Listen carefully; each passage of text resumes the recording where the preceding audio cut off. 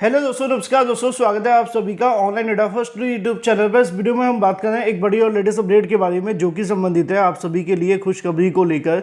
नई शिक्षक भर्ती के विज्ञापन के बारे में 71,863 पदों पर नई शिक्षक भर्ती के विज्ञापन के बारे में, साथ ही साथ अगर बात की जाए 1 to 5, 6 to 8 नई कंप्यूटर शिक्षक भर्ती के साथ साथ अगर बात की जाए योग्यता के बारे में, फॉर्म फिलअप को लेकर कौन कौन इसमें आवेदन कर सकता है, क्या क्या योग्यता है, और इस वीडियो के माध्यम से आपको तमाम उन अपडेट पर डिटेल में जानकारी दी जाएगी।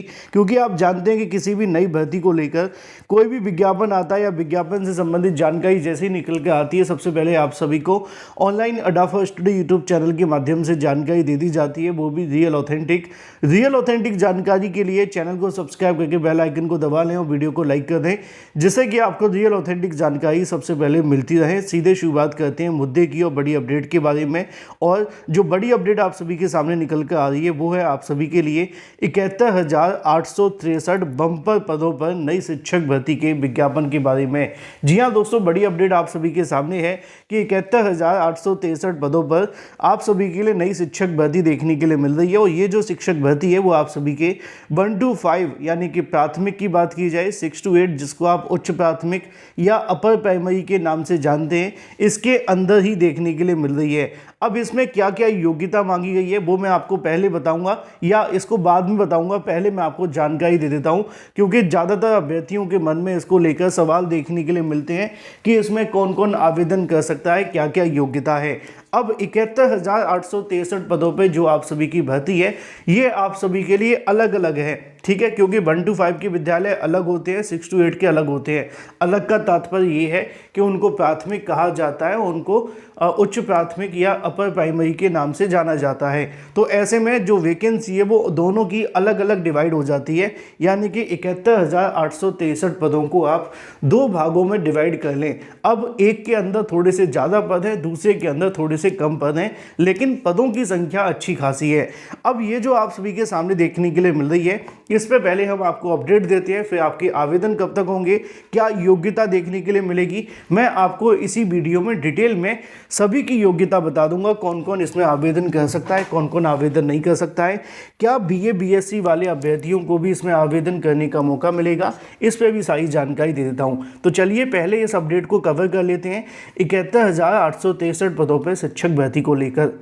यहाँ पे आप सभी के सामने समाचार पत्रों के माध्यम से जानकारी भी देखने के लिए मिल जाती है। मैं आपको न्यूज़पेपर के अंदर दी गई जानकारी पे डेट भी डाल करके दिखा देता हूँ, जिससे कि क्या होगा कि किसी अभ्यर्थी के मन में कोई भ्रम की स्थिति नहीं रहनी चाहिए। आज 26 दिसंबर 2024 है और मैं आप सभी के लिए वीडियो बना रहा हूँ। और जो जानकारी निकली थी 24 को थी, कल छुट्टी होने की वजह से इस मामले पे आपको नहीं बताया गया था, यानी कि क्रिसमस के दिन थोड़े से जो वर्कर है वो नहीं थे, टीम नहीं थी, ठीक है। मुद्दे पे आते हैं। मुद्दा आप सभी के सामने देखने के लिए मिलता है कि नए सत्र में 31,297 मध्य विद्यालयों में शुरू की जाएगी कंप्यूटर की पढ़ाई। 6वीं, 7वीं और 8वीं की कक्षा के छात्र छात्राओं को दी जाएगी कंप्यूटर शिक्षा। अब कंप्यूटर शिक्षा की जब बात की जा रही है तो इसको लेकर यहाँ पे जो भर्ती देखने के लिए मिलेगी उसके बारे में भी जानकारी दे दी गई है। यहाँ पे आप सभी को डिटेल में जानकारी देखने के लिए मिलेगी कि नए सत्र में पटना बिहार से जानकारी है, जिसमें 31,297 मध्य विद्यालयों में कंप्यूटर शिक्षा लागू होगी। इसकी व्यवस्था को लेकर शिक्षा विभाग के अपर मुख्य सचिव डॉक्टर एस सिद्धार्थ ने प्राथमिक शिक्षा निदेशालय को निर्देश दिया है कि पहली बार प्रारंभिक विद्यालय यानी कि जिसको आप 1 to 5 के नाम से जानते हैं, ये व्यवस्था लागू होने जा रही है। कंप्यूटर शिक्षा एक विषय के रूप में भी पाठ्यक्रम में रखा जाएगा। साथ ही कंप्यूटर में बेसिक नॉलेज पर आधारित किताबें भी बच्चों को उपलब्ध कराई जाएंगी। बच्चों को सिखाने के लिए कंप्यूटर शिक्षक और एक्सपर्ट भी रखे जाएंगे। शिक्षा विभाग के मुताबिक पहली चरण में 6ठी, 7वीं और 8वीं की कक्षा के लिए छात्र छात्राओं में कंप्यूटर शिक्षा दी जाएगी। इसके बाद दूसरे चरण में 3री, 4थी, 5वीं के लिए आप सभी के लिए भर्ती होगी। यानी कि मैंने आपको बताया कि टोटल 71,863 पद हैं। अब इसमें 1 to 5 के लिए अलग हैं और 6 to 8 के लिए अलग हैं। यहाँ लिखा भी हुआ है कि बच्चों को जो कंप्यूटर के बारे में बेसिक ज्ञान दिया जाएगा। दूसरे चरण में जो आपकी भर्ती होने जा रही है वो कितनी है, 40,566 के समथिंग है। पहले चरण में कितनी है, 31,000 जो आप सभी के सामने लिखा हुआ है 297। तो यहाँ पे 2 चरणों में आप सभी के लिए भर्ती निकाली जा रही है।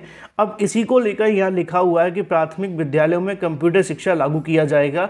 इस प्रकार राज्य के 71,863 प्राथमिक और मध्य विद्यालयों में बच्चे भी माइक्रोसॉफ्ट वर्ड, MS ऑफिस, इसके अलावा एक्सेल, पावर पॉइंट सहित अन्य विषयों की तकनीकी शिक्षा हासिल कर सकेंगे। इसके संबंध में बच्चों को विद्यालयों में कंप्यूटर शिक्षा देने के लिए मानदेय पर एक्सपर्ट भी रखे जाएंगे।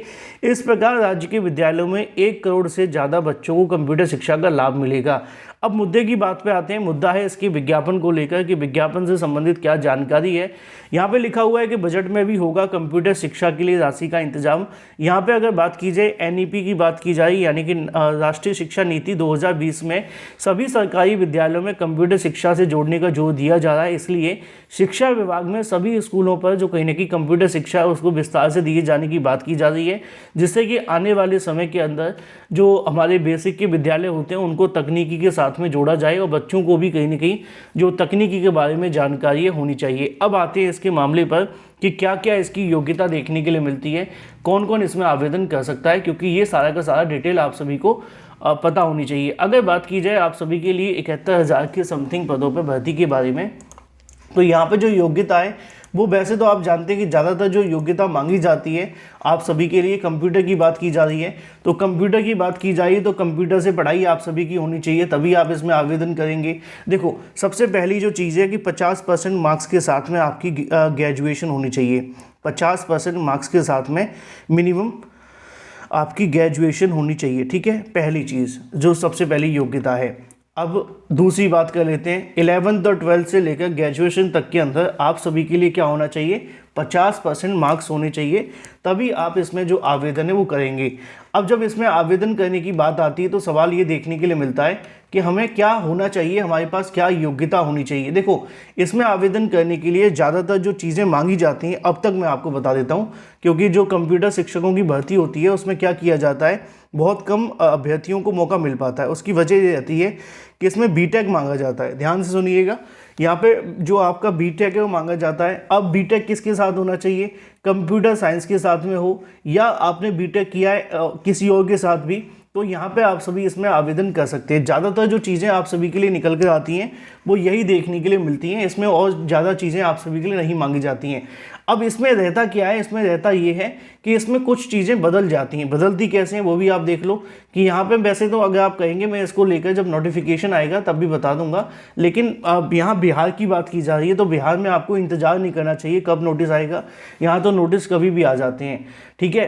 तो अब ये बात हो जाती है आप सभी के सामने बीटेक को लेकर। अब बीटेक के अलावा कौन आवेदन कर सकता है, अब यहाँ पे बीएससी को लेकर ही बात कर लेते हैं, क्योंकि बीएससी वाले भी बड़ी संख्या में ऐसे अभ्यर्थी होते हैं जो आवेदन करने के लिए परेशान होते हैं। तो बीएससी वाले अभ्यर्थी भी आवेदन कर सकेंगे, लेकिन उनके पास में बीएससी जो होना चाहिए सीएस के अंदर यानी कि कंप्यूटर साइंस के अंदर हो, या अगर उन्होंने आईटी के अंदर बीटेक कर रखा है तो वो भी आवेदन कर लेंगे, और अगर आपने बीएससी आईटी के अंदर कर रखा है तो भी आप इसमें आवेदन कर लेंगे, ठीक है। तो ये आपका हो जाता है। अगर आपके पास में ये नहीं है तो एक डिग्री आती है DOECCA, है ना, तो ये अगर आपके पास में है, ओ लेवल आपने प्लस ग्रेजुएशन किसी भी सब्जेक्ट के साथ कर रखा है तो वो भी आवेदन कर सकते हैं। इसके अलावा एक कोर्स और आता है एमएससी की बात कर लेते हैं, क्योंकि एमएससी अगर आपने कंप्यूटर साइंस के साथ कर रखा है तो वो भी आप इसमें आवेदन कर सकते हैं।